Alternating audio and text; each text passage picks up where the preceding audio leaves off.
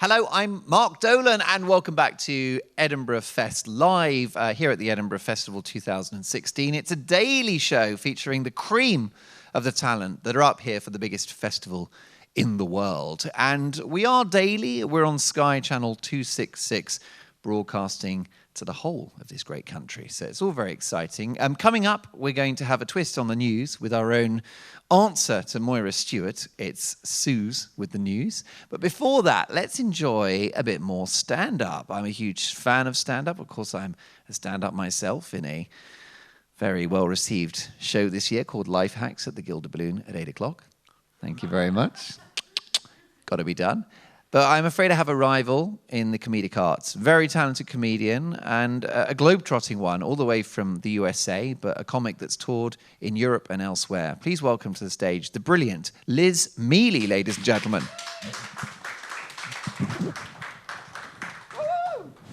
Yay, we did it. I do travel a lot. This is actually this is my 4th European tour, and I always think about the first time I came over here because I guess I was just a little intimidated because it feels like everything here has a story. Like I performed in a country called Luxembourg, which I didn't know existed until I got there, and I stayed in a place that used to be an old women's prison, and across the street used to be a fort, which is crazy to me because it just feels like America's too young. Like we don't have those kind of stories. Because a couple months ago, I was standing in line at a Krispy Kreme, and my best friend turned to me, and he's like, you know, this used to be a Dunkin' Donuts. I was like, history. I'll say this, I believe in love. I just think some people are trying too hard to prove that they're in love. I live in New York City. I was walking down the street a couple of months ago, and I saw a couple walking towards me, sharing an infinity scarf. And for a solid moment, I understood hate crimes. I'm currently making out with a man that invented a cat toy. You want to sit with that for a little bit? Actually, I feel like you need to know more about me to understand the significance of that statement. Both my parents are veterinarians. My mom's a cat specialist, and I grew up next to an all-cat clinic, so I'm going to repeat. I'm making out with a man that invented a cat toy.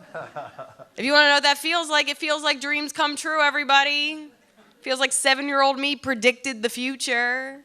That's crazy. That's so crazy that I started to realize, like, I'm not dating present cat toy guy. I'm dating, like, what our future could be. Because I'm already 6 years ahead where we're living on a farm paid for by his cat toy money. Just surrounded by 30 cats, all named after Kardashians. You know, like the cat lady dream. I don't think it's going to work out, though. He's super boring. He is. I have to end it, but I don't date enough. I don't know what the protocol is. I was thinking about just sending him a text message that says, I can't keep chasing a laser that's just not there. Like I said, my mom's a veterinarian. I love my mom. My mom is an amazing veterinarian. She's incredibly smart. She just has made some interesting choices as a mom. And she continues to do that into her adulthood. My little sister doesn't live too far from me in New York City, and she was in between apartments, and while she was looking for a place, she gave her cat Sullivan to my mom just to watch it. And a month goes by, she comes back for the cat, and my mom was like, about that. I gave it away to a gay couple? My sister's like, what? She's like, yeah, I euthanized their cat, and they were really sad, and they were really good clients, so I just gave them your cat. My sister's like, that makes no sense. She goes, oh, yeah, it does. They're really good clients. They probably put you through college. You've never paid a bill. Do you know how scary that is? My cat's with my mom right now. We had to have a whole new system where she takes a picture of my cat every day next to a newspaper because she broke the circle of trust. Thanks, everybody. Liz Miele.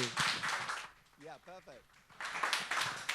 Hilarious set, and I've seen your stand-up. You're so brilliant, and you know, audiences. Because I always am curious if there's a different reaction from, let's say, an American audience, and then like a British audience, or is it just like funny's funny?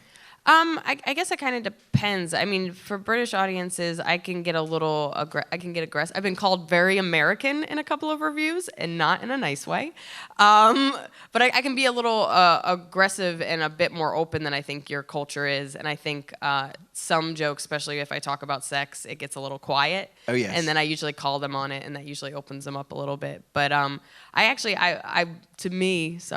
really like Sweden and Denmark and Netherlands. Like, they seem to be the ones that, I mean, they speak better English than I do. Yeah. and us, definitely. And then they just seem to, I have a lot of dark material, a lot of edgy material, and they seem to be a little more open to it. But I've been performing in London now for about 3 years, and I always come back because it's such a great time. And where are you from originally then? I'm originally from New Jersey, but I've lived in New York for 13 years. And how's the comedy scene in New York City?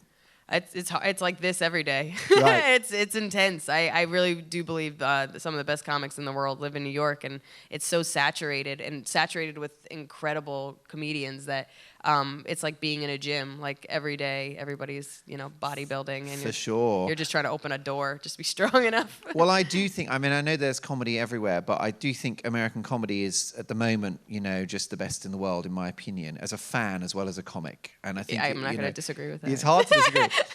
I look at especially comics that aren't male seem to be doing quite well at the moment. Well, you've got Amy Schumer and you've got Tina Fey and people like that who aren't just successful, but in some ways are kind of dominating comedy. Sarah Silverman, which is really good news, isn't it? It's great news. And I also think because it's so difficult both to be a comic, but especially female comics, I think you have to be more creative and more inventive, and you have to push harder. So I usually say, like, a lot of people have said, like, there's a lot of brilliant female comics coming out of, New York and Boston and Chicago. And I think it's because you can't just rest on your laurels. You have to be the best because you're literally representing a whole gender. So I think and then you also have to be creative because people aren't just giving you opportunities that they're giving your white male counterparts. So I really do think you see a lot of uniqueness and creativity that you don't see sometimes with male comedians. Well, definitely. Well, you're the embodiment of what's great about the Edinburgh Fringe. The Edinburgh Fringe is global. It's the cream of the crop. That's what your show is. You've had a very interesting, unusual, strange life. It makes for great comedy. It's probably therapy as well. Yeah.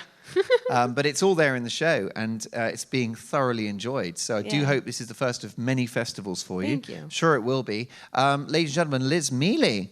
Thanks, everybody. The brilliant Liz Miele is at 6:40 at the Underbelly in Cowgate. Get a ticket if you can. Now let's update ourselves on the world of current affairs. Here is our own newsreader, Suze with the news. Thank you. Thanks, Mark. That's right, this is Suze with the news. News with Suze. You're probably wondering, viewers, why I've been wearing all black the past few days. If you haven't already heard, my cat did die the other day. That was quite hard listening to your set, because my cat Miss was taken from me. Was taken, killed by a fellow neighbour. And I'm sick of talking about it. I'm sure you're sick of hearing about it, viewers. So I just want to go for the happy stories in the newspapers today. So if you just bear with me, viewers. Straight water. Right, happy stories. Sick gran is locked in public toilet for 22 hours. Right, well, not a great start. We'll find something else, shall we? Blazing over the glazing. 4,000 wall smash row. A builder destroyed a terrified family's conservatory with a sledgehammer and a bust up over $4,000. Okay, not good. Let's go for something else that's a bit cheerier. Cheer us all up. I chased a knife thug from my home and I get arrested. The criminal justice system. Let's see what else we've got. Taylor Swift apparently has dumped Tom Hiddleston. Can she cope without Tom? I'd say it won't be too long till she ruins someone else's life, so she'll be all right, I'm surprised Calvin Harris isn't back at the checkouts, stacking shelves now that he's been dumped by Taylor Swift. I'm sure she'll find someone else to ruin.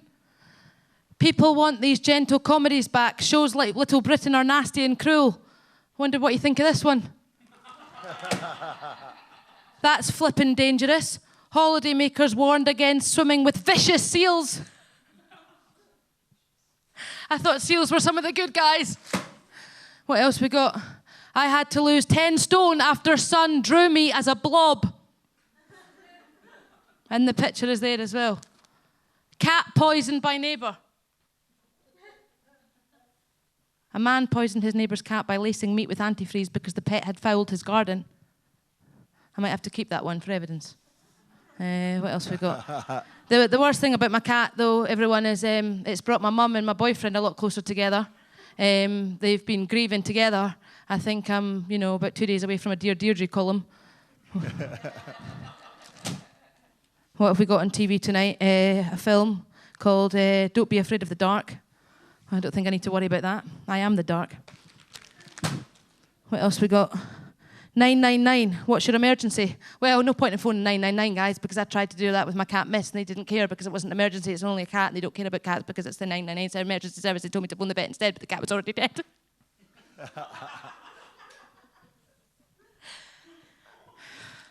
What else we got? Corrie Rover won't return. Samia's tears as her dog dies.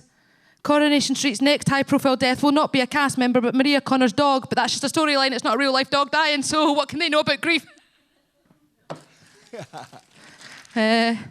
Be lean without mean. Meet the hunks making exercise and food fun. 3 mantras. Eat well. Move better. Be awesome. Just be awesome. So I think that's the happy news I'll end on. Just be awesome, everyone. That's out for me. Sue's with the news. See you again tomorrow.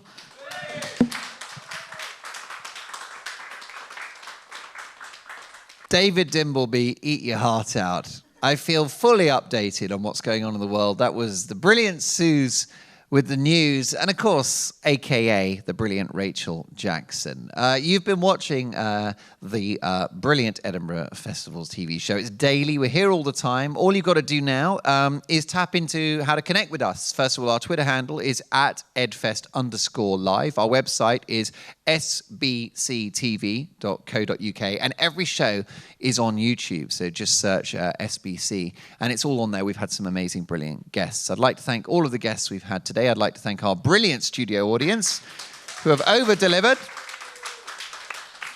I've been Mark Dolan. We're back tomorrow. See you soon.